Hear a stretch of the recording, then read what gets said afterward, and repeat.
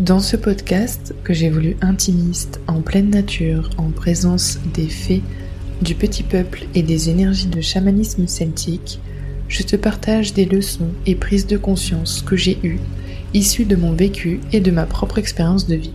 Je me livre en toute honnêteté, authenticité, vulnérabilité, bienveillance et douceur dans ce podcast afin que tu puisses révéler ta fée intérieure et renouer avec ta féminité sacrée. Bienvenue dans ma féerie celtique, chère fée, dryade, nymphe, elfe des bois. Dans cet épisode, j'aborderai mon vécu concernant le viol que j'ai vécu en 2019. Je voulais te partager un peu de mon expérience. Alors c'est pas forcément la joie sur cet épisode. Du coup, je voulais faire un petit disclaimer juste avant. Parce que c'est mon vécu et c'est le viol.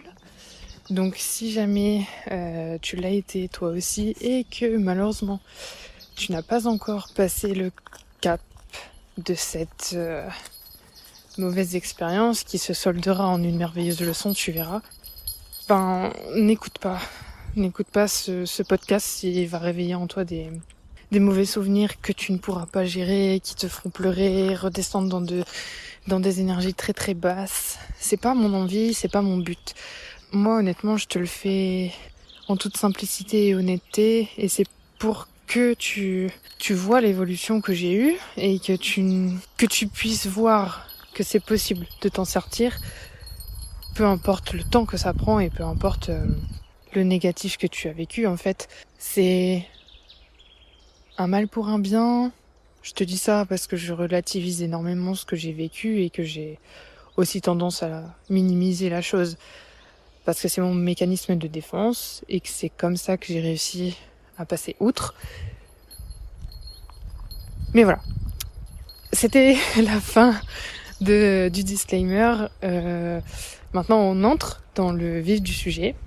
Donc ça m'a pris du temps avant de comprendre exactement ce que j'avais vécu et de pouvoir mettre un mot dessus et de prendre conscience de tout ça. Donc ça s'est passé il y a maintenant, aujourd'hui quand je te parle, on est en avril 2024, le 30 avril 2024 exactement. Et ce viol s'est passé il y a 6 ans de cela, à peu près. C'était en 2019, en août 2019. Je sortais de ma licence et j'étais avec des amis. On fêtait notre fin de licence, même si moi je ne l'ai pas eu. Autre histoire. Peut-être que je le raconterai dans un autre épisode, mais voilà. Je n'ai pas obtenu ma licence. 0,9 points. Et donc, j'ai vécu ce mauvais moment parce que j'étais dans une optique de profiter de ma vie, de ma sexualité, de ma féminité, de ma sensualité. Et hélas, je ne suis pas tombée sur la bonne personne. J'ai misé sur le mauvais cheval, dira-t-on. Et donc, je suis allée voir cette personne que je ne connaissais pas tout à fait. Je l'avais déjà rencontré vite fait et échangé avec lui sur les réseaux, mais je le connaissais pas, finalement. Et donc, en allant chez lui, j'ai pas fait confiance du tout à mon intuition. Et j'aurais dû. Parce que ça m'aurait très clairement évité de vivre cette atrocité.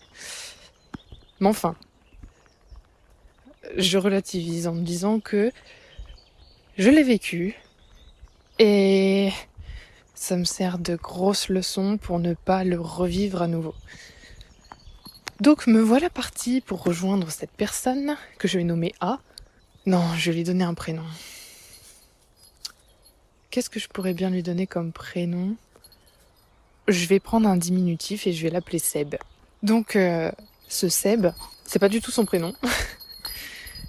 Mais je suis allée le voir, je suis arrivée chez lui. Déjà, il ne m'a pas accueillie.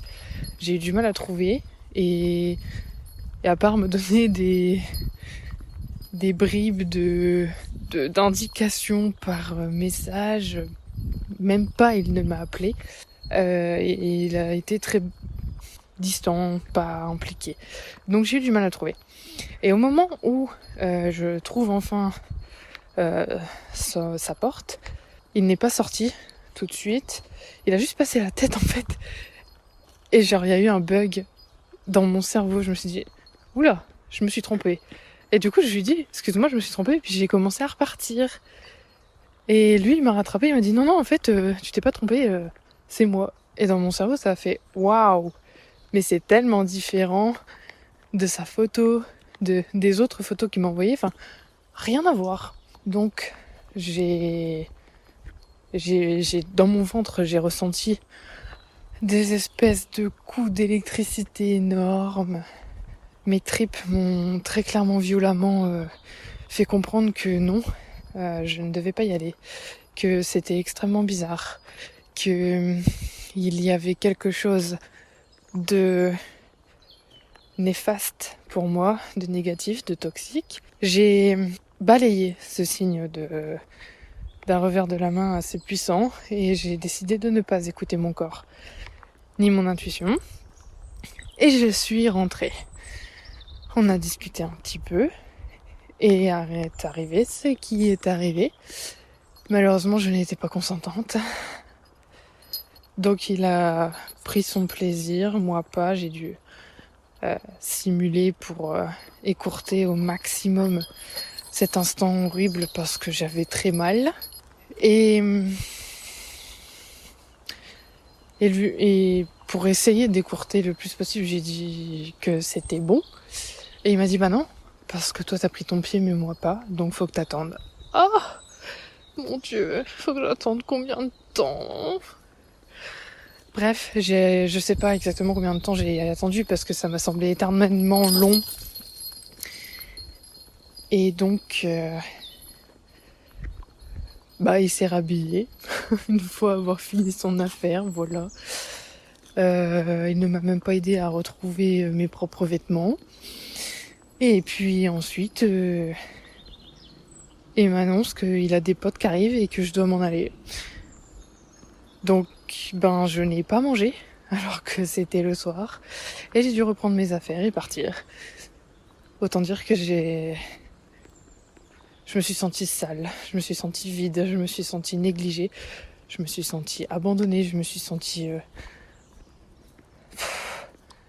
Honnêtement, le mot, c'est dégueulasse. C'était puissant. Sur le coup, j'ai pas compris du tout ce qui m'était arrivé. Et j'ai fait abstraction de ça.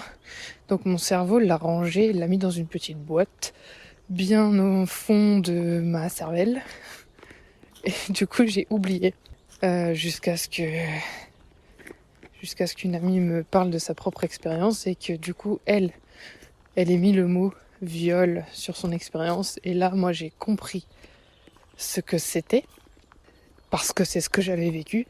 Et là, la boîte a commencé à s'ouvrir. J'ai revécu tout ce qui s'était passé. Je suis tombée en dépression. Donc entre-temps, il s'est passé 1 an où mon cerveau avait tout occulté. Donc en 2020, je me suis retrouvée en dépression sans savoir exactement pourquoi. Parce que je n'avais pas... Mon subconscient savait, mais ma conscience ne voulait pas savoir. Charlie ?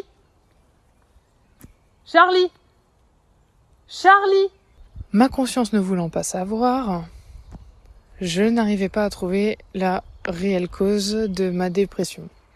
J'ai ensuite rencontré une personne avec qui je me suis mise en couple, mais cette personne était un immense manipulateur. Je me suis retrouvée donc dans une situation de couple pendant 2 années, de 2020 à 2022, durant laquelle j'ai eu un appartement, donc j'ai habité avec cette personne. Et finalement, je me suis retrouvée complètement perdue. Je ne savais plus qui j'étais, je n'avais plus de caractère, je n'avais plus de personnalité, je ne savais plus ce que je voulais faire. Je suis retombée dans une dépression. J'ai revécu encore mes scènes de viol, très clairement. J'en ai parlé à cette personne qui était censé me soutenir, mais qui ne l'a pas fait du tout, qui ne m'a finalement pas tellement écouté ni soutenu. J'ai eu un suivi psychologique avec une psy qui mêlait en même temps l'énergétique à la psychologie. Donc ça m'a grandement aidée puisque j'ai fait des états de transe pour libérer cette mauvaise situation que j'ai vécue. Et donc j'ai libéré la peur et j'ai libéré la colère. Il m'a fallu 3 séances de transe pour pouvoir libérer tout ce traumatisme. Suite à cela, j'ai enchaîné sur une rupture donc avec ce compagnon de vie, puisque de toute manière nous n'étions plus du tout sur les mêmes longueurs d'onde. Et puis parce que, en discutant avec mes amis et ma famille, je me suis rendu compte que malheureusement, je ne faisais que pleurer sans arrêt, je n'étais pas écoutée, j'étais relativement seule, je n'étais pas aidée, ni même dans les tâches ménagères. La suite des événements était que je culpabilisais tout le temps, puisqu'il me faisait toujours culpabiliser, puisque c'était toujours ma faute, puisque la situation était sans arrêt retournée. Alors je ne dis pas, attention, j'ai forcément des torts, puisque nous étions 2, donc nous avions des torts tous les 2. Cependant, lorsqu'une personne travaille de 7h du matin, part de la maison de 7h du matin et revient à ce foyer à 18h, j'estime que l'autre, travaillant du matin, faisant des horaires de 5h, 13h, peut en partie faire des tâches ménagères telles que, par exemple, la lessive ou encore faire à manger. Ce n'était clairement pas le cas. Bref, j'ai fini par en avoir plus qu'assez, puisque j'avais déjà mon entreprise, plus mon travail, plus les gestions de tâches ménagères. C'était comme si j'étais toute seule et qu'en plus je devais gérer un ado à la maison. J'ai fini par ne plus supporter, je n'avais plus de libido de toute manière pour cette personne, puisque j'avais clairement la nette impression d'être sa mère de substitution. Donc je me suis dit, c'est fini les bêtises Mathilde, concentre-toi sur toi, qu'est-ce que tu veux ? Pose le pour et le contre de cette relation. Finalement, est-ce que tu n'es pas mieux toute seule à t'auto-gérer ? Est-ce que tu devrais pas te centrer sur toi plutôt que sur cette personne, à toujours l'aider, l'écouter, le soutenir alors que lui ne le fait pas ? Et j'ai choisi ma propre liberté. Je me suis placée en priorité. De là, on a découlé cette fameuse rupture en mars 2023 et depuis je revis. Très clairement, je subis une énorme renaissance. J'ai même guéri ma blessure de viol, ma peur de l'abandon, ma peur de l'homme surtout, parce que après cette rupture, j'ai revécu 2 situations de manipulation différentes, une avec un homme et une en amitié avec une femme. 2 relations très toxiques de manipulation où je me suis fait insulter de folle, d'hystérique, de ne pas respecter leurs limites, etc. Parce que tout simplement, je faisais au départ ce qu'ils me disaient, j'allais dans leur sens. Et au moment où j'ai fait mes propres choix, c'était moi le vilain petit canard de l'histoire. Résultat de la course, j'ai appris comme leçon que il n'y a rien de mieux que de suivre ses propres choix, de suivre son intuition et de ne jamais écouter les autres, puisque lorsqu'on va dans leur sens, tout va bien. Mais que dès qu'on fait ses propres choix pour soi-même et qu'on se passe enfin en priorité, nous devenons la bête noire, le mouton noir. C'est alors que j'ai décidé de rester seule, de retourner chez mes parents parce que je n'avais pas les moyens de garder l'appartement et d'économiser pour mes propres projets. C'est là que je me suis réorientée au niveau de mon entreprise, que je me suis écoutée, que j'ai redécouvert mon intuition Si je suis un peu essoufflée, c'est normal. Je promène le petit chien en nature. Je fais toujours mes podcasts en nature quand je promène le chien. Et actuellement, je monte une côte. Parenthèse fermée. Je me suis beaucoup reconnectée donc à la nature, à mon enfant intérieur. J'ai beaucoup fait d'introspection et de méditation pour reconnecter justement à cette petite Mathilde qui avait énormément de choses à dire finalement. À commencer par la reconnexion à la nature, la reconnexion aux fées, à la magie, la magie celte en l'occurrence, le druidisme et surtout avec ce que je vivais et les cercles de femmes auxquels j'ai pu assister.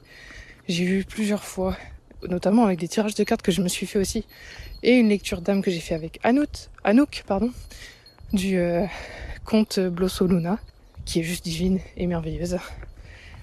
Eh bien, l'évidence était là, je devais et je voulais aider les femmes dans leur épanouissement personnel et professionnel, mais surtout personnel, et surtout, à retrouver des relations saines avec les hommes et elles-mêmes.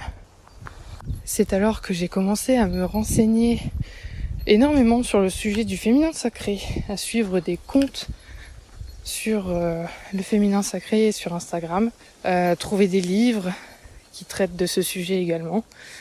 Et j'ai découvert le podcast de Nature de Déesse, divin.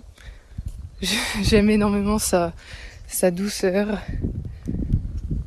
J'ai investi en moi, dans le sens où je me suis procuré la formation sensuelle de Chloé Bloom, qui me va divinement bien. Honnêtement, j'en suis ravie. Et puis de toute façon, la taureau épicurienne et vénusienne que je suis a toujours ses sens en exergue, et si mes sens ne sont pas comblés, j'ai du mal en fait à être satisfaite dans tous les domaines de ma vie.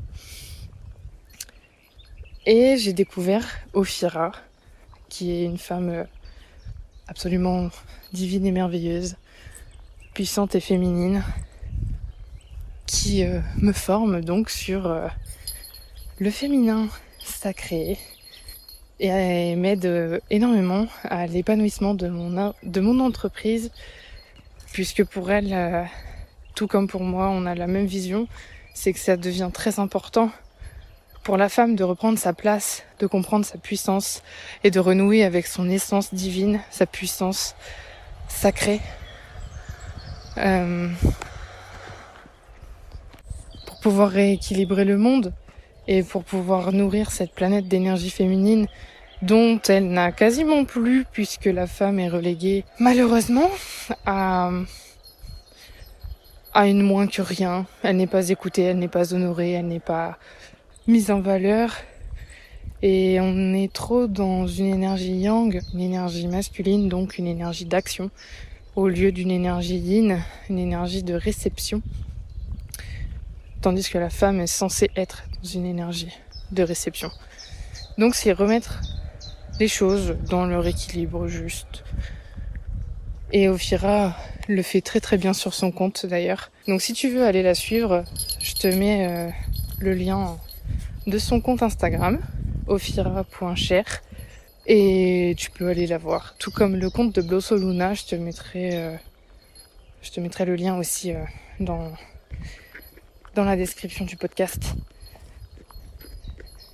Donc tout ce cheminement m'a permis de guérir la blessure du viol, et j'ai pris conscience que dans ma lignée de femmes, ma lignée familiale, les femmes l'ont été, qu'elles n'ont pas été entendues, qu'elles n'ont pas été respectées, qu'elles n'ont pas été honorées. Et c'est un sujet extrêmement tabou dans ma famille. Je n'ai encore pas réussi à connecter avec les femmes de ma famille pour en parler, notamment ma mère et ma grand-mère, qui sont les seules vivantes, puisqu'après je ne connais pas mes arrière-grand-mères. Et j'ai une grand-mère paternelle qui est décédée, donc je n'ai pas eu l'occasion d'en discuter avec elle parce que je n'avais pas eu cette prise de conscience à ce moment-là. Donc si je veux avoir une discussion avec elle, il faudrait que je me penche sur la spiritualité pour tenter d'avoir des messages de sa part et comprendre s'il y a eu aussi ce problème de son côté. Mais de ce que j'ai pu comprendre au niveau de ma grand-mère maternelle, c'est qu'elle n'était pas heureuse dans son ménage. Et j'ai pu percevoir quelque chose un peu d'abus, mais rien n'était sûr, rien n'était défini, elle ne l'a pas dit clairement, donc j'ai mis encore un énorme point d'interrogation sur ce point justement. Et du côté de ma mère, je n'arrive pas à connecter et à discuter de ce sujet. Aussi peut-être parce qu'en partie je ne veux pas savoir et que ça ne me regarde pas, c'est leur sexualité, donc leur intimité, et donc je pense que c'est pour ça que je ne sais pas et que je ne veux pas demander. Mais je me dis que en faisant ce travail pour moi et sur moi, ça permettra d'arrêter ce schéma et de faire en sorte que le jour où j'aurai une fille, si un jour j'ai des enfants, qu'elles ne le vivent pas. C'est tout ce que je souhaite. Et c'était ma plus grande démotivation, c'est que le jour où j'aurai un enfant et que cet enfant soit une fille, je voulais surtout pas qu'elle vive ça, parce que c'est tellement horrible, c'est tellement destructeur que j'ai la chance d'avoir énormément de caractère et de personnalité, de force, de courage et de détermination, de persévérance également. Donc ça m'a permis de m'en sortir. Mais je me dis, il y a des femmes qui se donnent la mort, qui mettent fin à leur propre vie pour une agression sexuelle ou un viol. Donc je voulais pas, si un jour j'avais une fille et qu'elle n'avait pas cette force de caractère et qu'elle n'avait pas la force non plus de m'en parler, qu'elle mette fin à ses jours pour une atrocité du genre. Et le fait d'en parler, le fait de libérer la parole de la femme, que toutes les femmes en parlent entre elles, qu'elles fassent des cercles de femmes, qu'il y ait du soutien, qu'il y ait de la sororité, ça permet de libérer ces traumas, ça permet de garder encore plus de puissance féminine, de se rendre compte qu'on est capable de s'en sortir ensemble, qu'on est capable de ne pas entrer en compétition, puisque finalement la femme est en compétition à cause de l'homme, à cause du patriarcat surtout. Alors j'ai décidé de faire cet épisode de podcast et j'ai décidé d'en parler pour pouvoir déclencher d'autres prises de conscience, de pouvoir planter des graines dans les cerveaux autant féminins que masculins, de pouvoir avoir plus de respect envers la femme, plus de considération, plus que finalement la femme puisse être elle-même dans toute sa beauté, dans toute sa splendeur, dans toute sa vulnérabilité, et que l'homme puisse également prendre sa place de protecteur de la femme, sa place de soutien et de pilier de la femme également, que les deux puissent être en totale harmonie et en complétude, et non pas en compétition, puisque chacun a énormément à apporter à l'autre, puisque les visions sont différentes, que les sensibilités sont différentes. Donc pour moi, c'était important de faire cet épisode, déjà pour rétablir un petit peu la vérité sur l'homme et la femme, la complétude. Ici, je parle pour les personnes qui sont hétérosexuelles. Je ne suis pas... je suis hétéro, donc je ne peux pas parler au nom des personnes qui sont queer, LGBT, etc. Parce que je ne le vis pas, donc je ne peux pas me mettre à leur place et je ne peux pas imaginer une seule seconde ce qu'elles vivent. Chacun a sa place, chacun a sa parole du coup, et donc ce n'est pas mon rôle d'en parler. Mais donc le second point, c'est que je voulais aussi faire ce podcast pour prouver aux femmes qui ont subi malheureusement cette mauvaise expérience qu'il est possible d'en guérir et d'en faire même une force finalement de caractère, puisque nous sommes clairement des survivantes, toutes celles qui ont vécu ce genre de choses, qui ont vécu un viol. Nous sommes des survivantes, nous sommes puissantes, nous sommes fortes, nous sommes merveilleuses, puisque nous avons réussi à nous en sortir avec des pots cassés, certes, mais on a réussi, on est encore là, on est encore vivante, on est encore heureuse, on est encore capable d'aimer.